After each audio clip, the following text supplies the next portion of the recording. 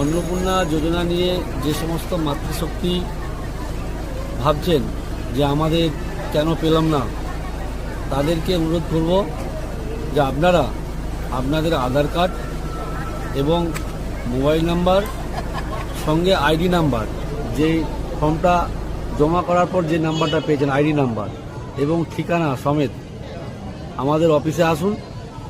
আমরা বিডিও অফিসে 12টার দিকে 2টো পর্যন্ত বসবো।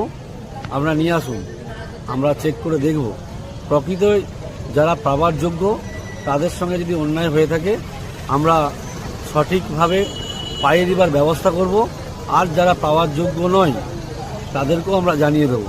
তো সে জায়গায় আপনাদেরকে বলবো আসুন, কাল থেকে আমরা বিডিও অফিসে 12টা থেকে 2টো পর্যন্ত বসবো। আপনারা ধীরে সুস্থে নিয়ে আসুন। আমরাও চাই যে আপনারা প্রত্যেকেই যেন অন্নপূর্ণা যোজনা পান। নকিবুল ইসলামের রিপোর্ট, আপনারা দেখছেন বাংলার আওয়াজ।